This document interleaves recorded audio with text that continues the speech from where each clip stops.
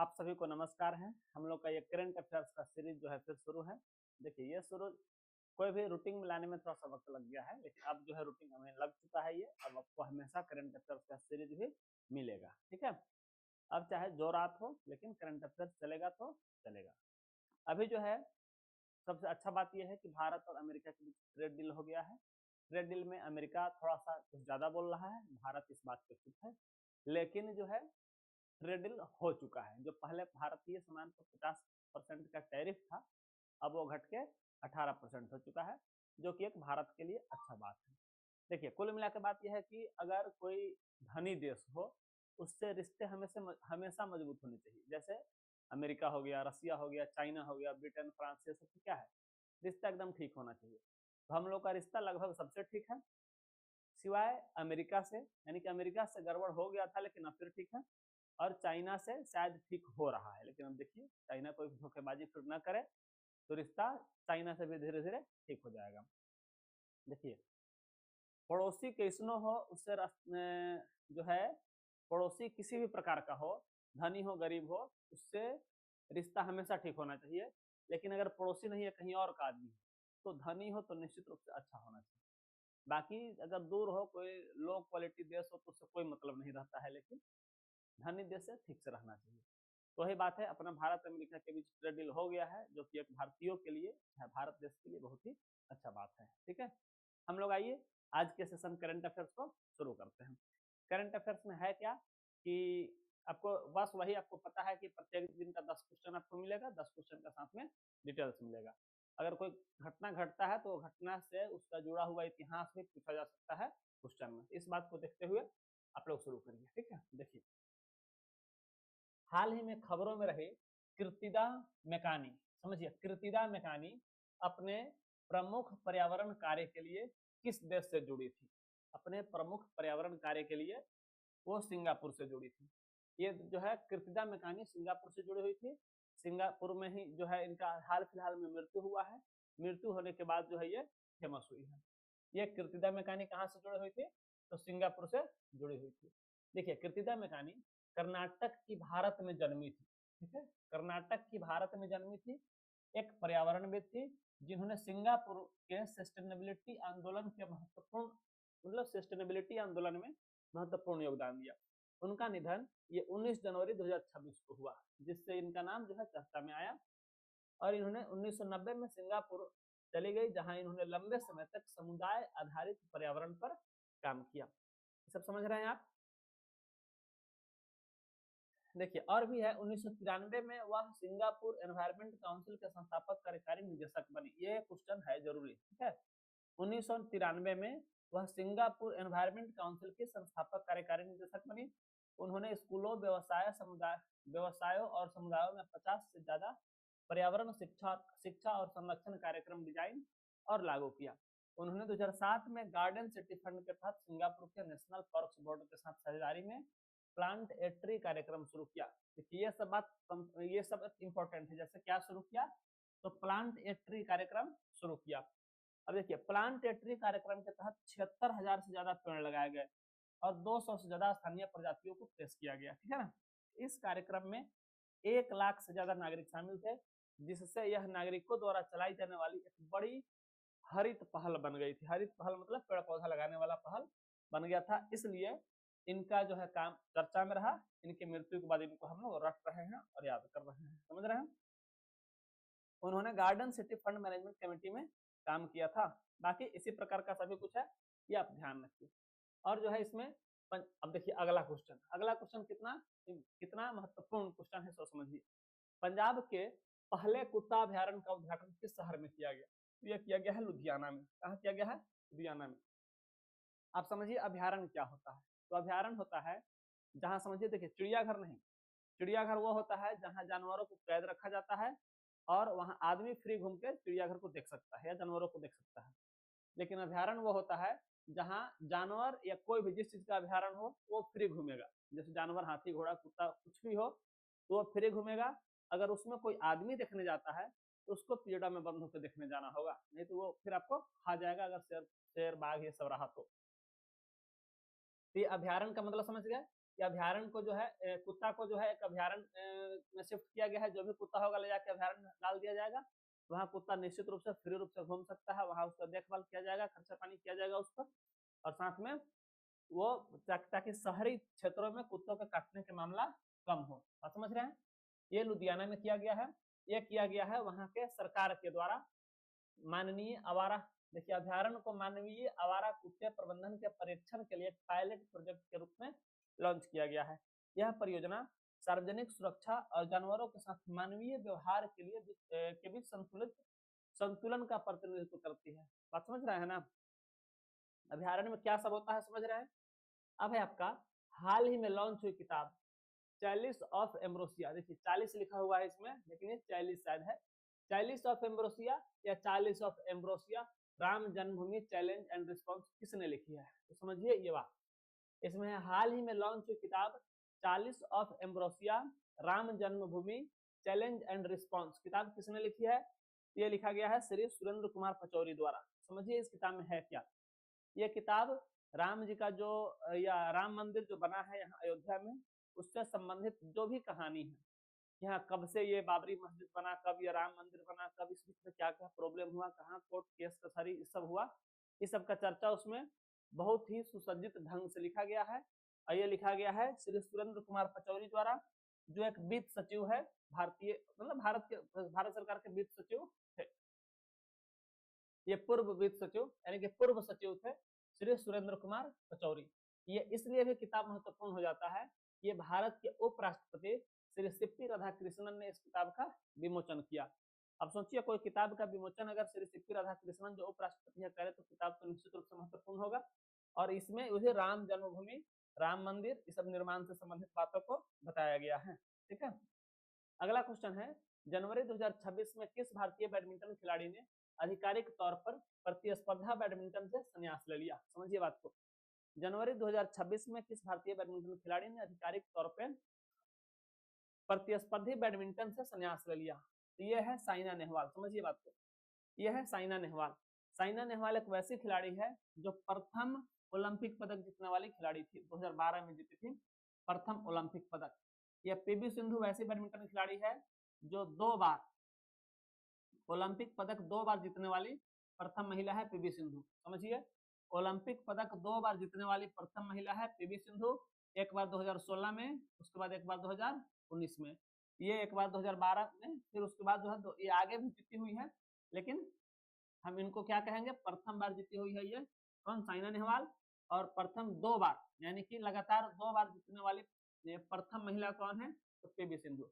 ये भी बैडमिंटन खिलाड़ी है, ये भी बैडमिंटन खिलाड़ी है। अश्विनी पोनप्पा, ये सब जो है इस दोनों से सीनियर है, अश्विनी पोनप्पा और ज्वाला गुट्टा दोनों, ये दोनों कोई जो है बैडमिंटन खिलाड़ी है। ये दोनों भी अच्छा, मतलब कि अच्छा रैंक तक खेली हुई खिलाड़ी है, अश्विनी पोनप्पा, ज्वाला गुट्टा। लेकिन ये दोनों का खास याद ये रखना है, ये प्रथम ओलंपिक पदक जीतने वाली है साइना नेहवाल, जो अब संन्यास ले चुकी है। ये पीवी सिंधु जो है लगातार 2 ओलंपिक पदक जीतने वाली है महिला पीवी सिंधु। बात समझ रहे हैं?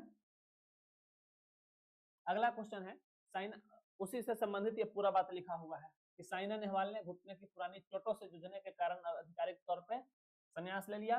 उन्होंने 2012 ओलंपिक में कांस्य पदक जीता और उसके बाद ये प्रथम भारतीय महिला बनी ओलंपिक पदक जीतने वाली। ठीक है, साइना का ओलंपिक सफलता ने भारतीय बैडमिंटन खिलाड़ियों को नई पीढ़ी को प्रेरित किया और इसके बाद जो है वो पीवी सिंधु आई और जीती। देखिए 2015 में वो वर्ल्ड नंबर 1 बनी, जो प्रकाश पादुकोण के बाद यह रैंकिंग हासिल करने वाली दूसरी भारतीय थी। प्रकाश पादुकोण कौन थे? ये थे दीपिका पादुकोण के पप्पा जी, जो खुद बैडमिंटन खिलाड़ी थे। दीपिका पादुकोण को तो पहचान रहे हैं आप लोग, ये दीपिका पादुकोण के पापा थे प्रकाश पादुकोण, जो खुद जो है बैडमिंटन खिलाड़ी थे। उसके बाद जो है वही बात सब इसमें लिखा हुआ है। ये सबसे खास बात इसमें का ये है कि ये पूरा पढ़ना है आपको, पूरा पढ़िएगा तब आपको ऑब्जेक्टिव क्लियर होगा, एग्जाम के लिए तैयार रहिएगा, ये जान लीजिए। उन्हें पद्म भूषण 2016, ये ध्यान रखिएगा, पद्म भूषण 2016, पद्म श्री 2010 में, खेल रत्न 2010 में और अर्जुन पुरस्कार 2009 में उनको सम्मानित किया जा चुका है इन सब पुरस्कारों से। देखिए पद्म पुरस्कार का सीरीज जो है पद्म श्री, पद्म भूषण, पद्म विभूषण 3 को होता है, तो इस तीनों में इनको 2 ठो मिला हुआ है, पद्म श्री, पद्म भूषण। पद्म श्री 2010 में, पद्म भूषण 2016 में, उससे पहले इनको खेल रत्न मिल चुका है 2010 में, और अर्जुन पुरस्कार मिल चुका है इनको 2009 में। ये सबसे महत्वपूर्ण क्वेश्चन इसमें का ये है कि कौन कौन पुरस्कार उनको मिला है, बात समझे।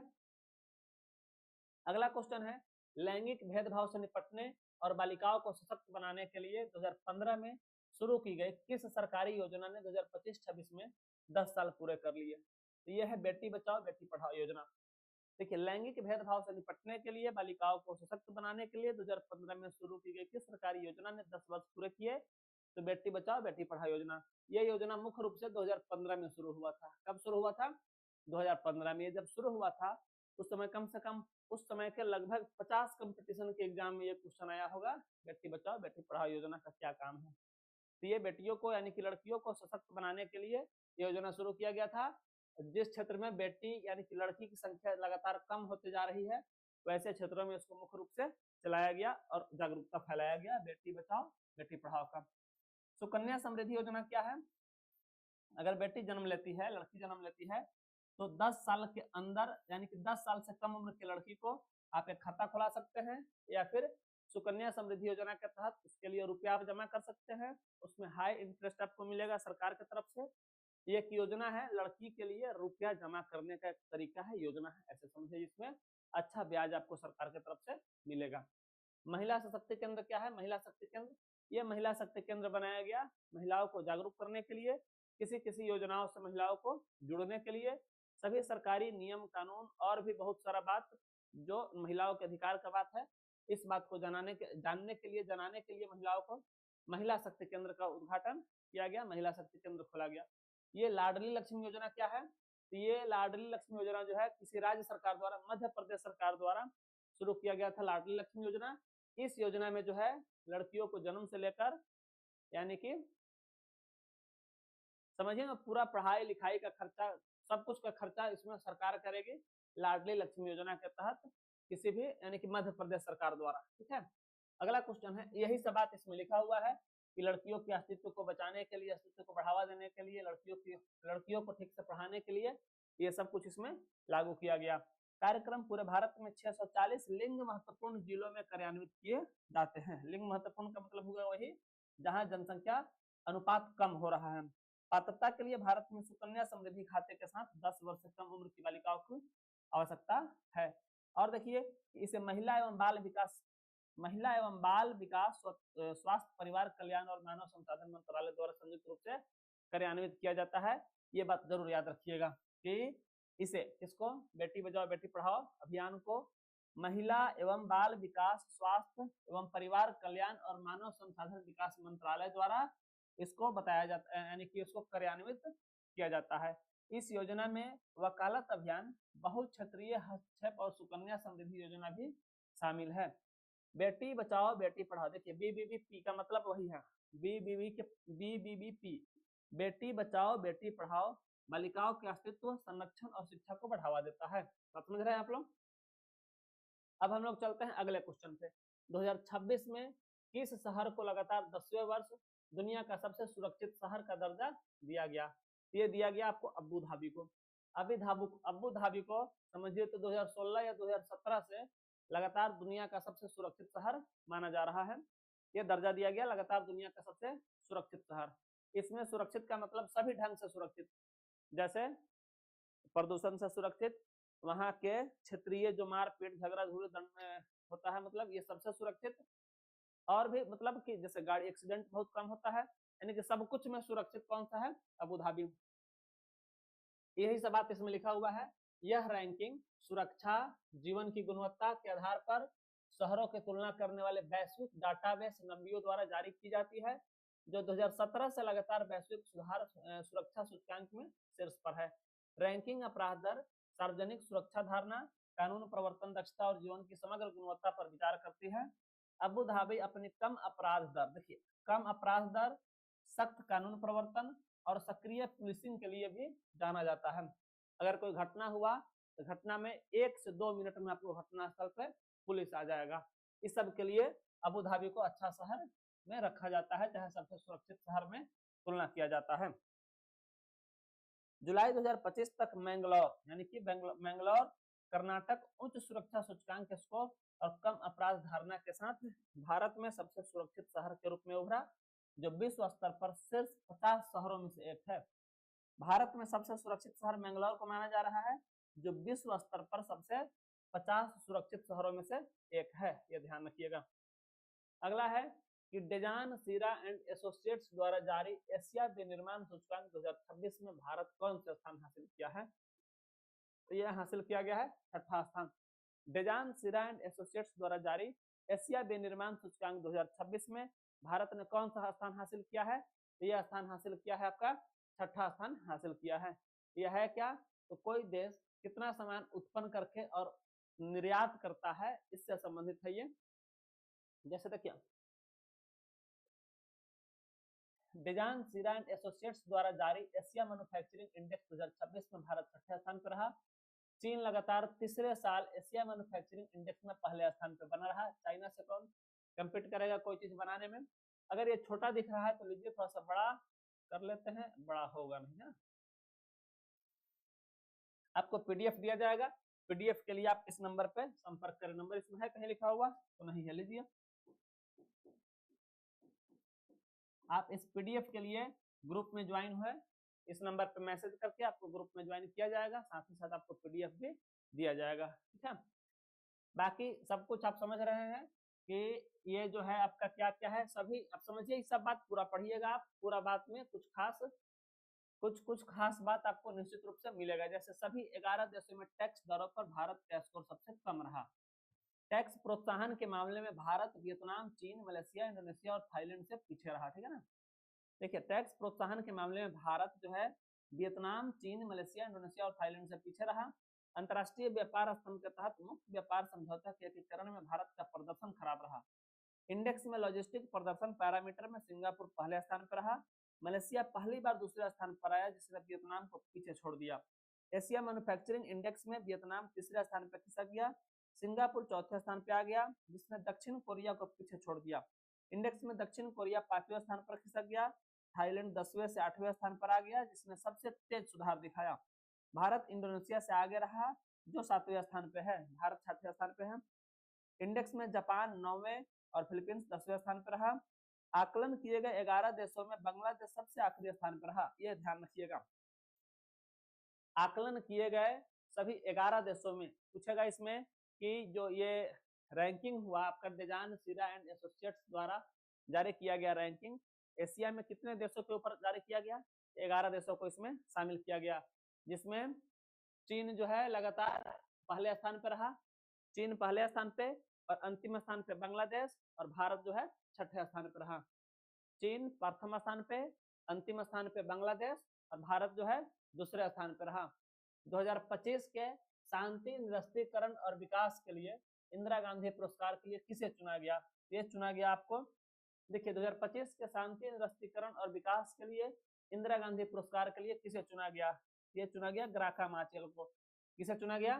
ग्राका माचेल को। देखिए क्या है ये, जिस प्रकार शांति का नोबेल पुरस्कार होता है ना, ये समझ लीजिए तो भारतीय नोबेल पुरस्कार है।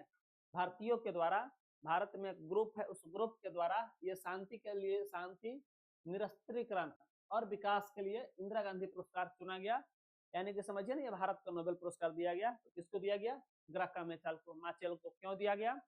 तो शांति के क्षेत्र में जो किसी न किसी ग्रुप से जुड़े हुए हैं और वहां के लोगों के बीच ये शांति के काम कर रहे थे। तो भारतीय सरकार या भारत में जो ग्रुप बनाया गया है, उस ग्रुप के लोगों को लगा कि इनको देना चाहिए ये इंदिरा गांधी पुरस्कार, तो उनको दिया गया। किनको? ग्राका माचेल को। ये कहाँ से संबंधित है?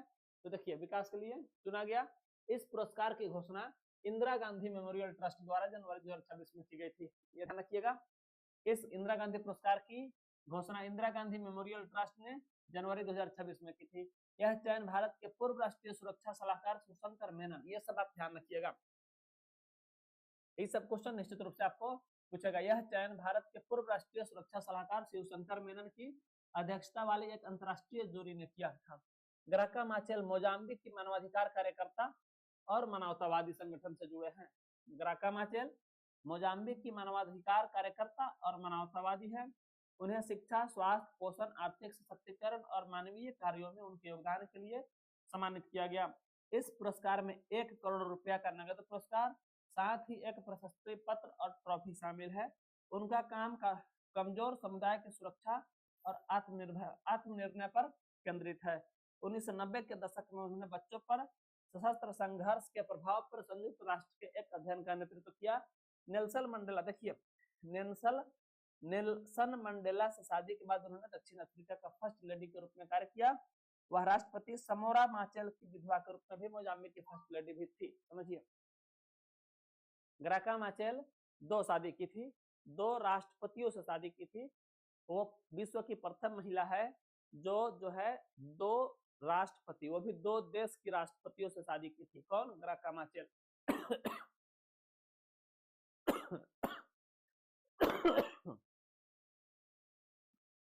एक तो की थी किससे? तो नेल्सन मंडेला जो दक्षिण अफ्रीका के थे। दूसरा राष्ट्रपति समोरा माचेल की विधवा के रूप में समोरा से किया शादी, जो मोजाम्बिक के फर्स्ट लेडी यानी कि मोजाम्बिक के राष्ट्रपति थे। मोजाम्बिक के राष्ट्रपति समोरा से शादी की थी। और दूसरा नेल्सन मंडेला जो दक्षिण अफ्रीका के समझिए तो राष्ट्रपति या प्रधानमंत्री थे जो नेल्सन मंडेला, इनसे शादी की थी। कौन? तो ग्राका माचेल। इस प्रकार वो विश्व की प्रथम महिला बनी जो 2 देश के राष्ट्रपतियों से शादी करने वाली महिला बनी। भारत में हाल ही में जनवरी के किस दिन पराक्रम दिवस मनाया जाता है? ये मनाया जाता है 23 जनवरी को। ये सब बात याद रखने वाला बात है, समझिए तो हिस्ट्री का बात है। भारत में हाल ही में जनवरी के किस दिन पराक्रम दिवस मनाया जाता है? तो 23 जनवरी को मनाया जाता है। ये 2-3 साल से ही मनाया जा रहा है। 23 जनवरी को सुभाष चंद्र बोस का जन्मदिन है। उनका जो है सुभाष चंद्र बोस के जन्मदिन पर ही 23 जनवरी को मनाया जाता है क्या? तो पराक्रम दिवस। ये कब से शुरू किया गया है? तो ये पराक्रम दिवस 2000, देखिए सुभाष चंद्र बोस की जयंती पर मनाया जाता है। पराक्रम दिवस 2026 शुक्रवार 23 जनवरी को पड़ता है, जिसे देश भर में देशभक्ति और शैक्षणिक गतिविधियों के साथ मनाया जाता है। पराक्रम दिवस का अर्थ है साहस का दिन। पराक्रम दिवस का अर्थ है साहस का दिन। यह जो है नेताजी की बहादुरी और नेतृत्व का जश्न मनाता है। भारत सरकार ने 19 जनवरी 2021 को नेताजी की 125वीं वर्षगांठ 125वीं जयंती पर ये जो पराक्रम दिवस की घोषणा किया गया, मतलब 4 साल से मनाया जा रहा है, ये समझ सकते हैं, या 5 साल से मनाया जा रहा है, आप इस बात को समझ सकते हैं। ये पराक्रम दिवस 2000 यानी कि 23 जनवरी को मनाया जाता है, जो 19 जनवरी 2021 को नेताजी की 125वीं जयंती के दौरान आधिकारिक तौर पर पराक्रम दिवस की घोषणा किया गया। नेताजी सुभाष चंद्र बोस का जन्म 23 जनवरी 1897 को कटक उड़ीसा में हुआ। ये सब बात भी ध्यान रखिएगा। कटक उड़ीसा में हुआ नेताजी सुभाष चंद्र बोस का जन्म। उन्होंने इंग्लैंड में भारतीय सिविल सेवा परीक्षा उत्तीर्ण की, लेकिन जो है त्याग पत्र दे दिया। नेताजी 1938 और 39 में कांग्रेस के 2 बार अध्यक्ष रहे। ये सब बात तो आप लोग को जानना ही है। नेताजी जो है 1938 और 39 में कांग्रेस के 2 बार अध्यक्ष रहे। इस सब बात को आप लोग कितना बार रटे हुईएगा। भारतीय राष्ट्रीय कांग्रेस छोड़ने के बाद उन्होंने फॉरवर्ड ब्लॉक की स्थापना की। नेताजी ने दिल्ली चलो नारा दिया। नेताजी ने दिल्ली चलो नारे के साथ भारतीय राष्ट्रीय सेना का नेतृत्व किया, यानी कि सेना बनाई नेताजी ने। और उन्होंने जो है जय हिंद को प्रथम बार अभिवादन में लाया। उन्होंने ही जय हिंद को लाया अभिवादन में, जो जय हिंद आज तक चलता है, जय हिंद सर। तो ये किनके द्वारा लाया गया है? नेताजी सुभाष चंद्र बोस द्वारा लाया गया है। और यही जो है दिल्ली चलो नारे के साथ भारतीय राष्ट्रीय सेना का गठन किया, नेतृत्व किया। उन्होंने जय हिंद अभिवादन को लोकप्रिय बनाया। 1941 में वह नाटकीय और गुप्त तरीके से नजरबंदी से बच निकले, अंग्रेजों की नजरबंदी से। 1941 में 1945 में एक विमान दुर्घटना में उनकी कथित मृत्यु एक रहस्य बनी हुई है, यानी कि उनकी मृत्यु तो हो गई, लेकिन ठीक से पता नहीं चल पाया कि सच में वो मर गए कि अभी कहीं है। वही बात लिखा हुआ है कि वो एक रहस्य बनी हुई है आज तक। उनको मतलब पता नहीं चला कि कहाँ गए नेताजी सुभाष चंद्र बोस। भारत ने हाल ही में जनवरी 2026 में किस देश के साथ विदेश कार्यालय परामर्श का 5वां दौर आयोजित किया? देखिए समझिए ठीक से। भारत ने हाल ही में जनवरी 2026 में किस देश के साथ विदेश कार्यालय परामर्श का 5वां दौर आयोजित किया? यह किया गया किसके द्वारा? नामीबिया के द्वारा। किसके द्वारा? नामीबिया के द्वारा। भारत और नामीबिया, देखिए भारत और नामीबिया ने द्विपक्षीय संबंधों को मजबूत करने के लिए साथ ही साथ जो है महत्वपूर्ण रक्षा यानी कि महत्वपूर्ण ये खनिज रक्षा, महत्वपूर्ण खनिज, स्वास्थ्य, कृषि और डिजिटल बुनियादी ढांचों में सहयोग के विस्तार करने के लिए सहमत हुए। परामर्श में व्यापार, निवेश, शिक्षा, बुनियादी ढांचे, सांस्कृतिक आदान प्रदान और काउंसुलर मुद्दों की समीक्षा इत्यादि की गई। देखिए परामर्श का अगला दौर विंडहोक नामीबिया में आयोजित किया जाएगा। ये जो है परामर्श का अगला दौर यानी कि अगला मीटिंग जो होगा ये विंडहोक नामीबिया में यह मीटिंग आयोजित किया जाएगा।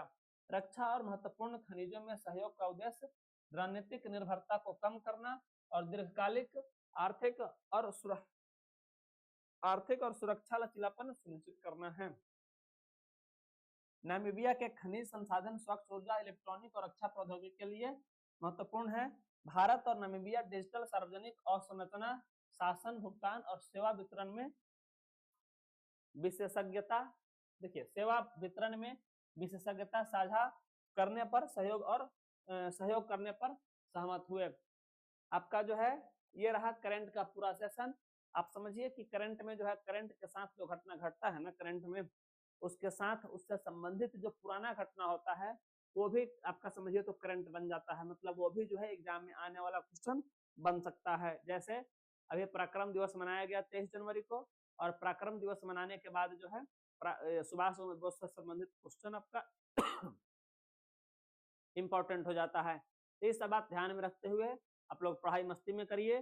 साथ ही पीडीएफ के लिए आपको free of cost PDF mobile पे भेजा जाएगा। आप इस नंबर पर मैसेज करके इस जो पीडीएफ आप यहाँ पढ़ रहे हैं ये पूरा पीडीएफ आप मोबाइल पे ले सकते हैं। चलिए मिलते हैं फिर कल के क्लास में। कल फिर मिलेंगे ऐसे ही अगले दिन के करंट अफेयर्स के साथ। तब तक करते हैं हम लोग। जय हिंद, जय भारत।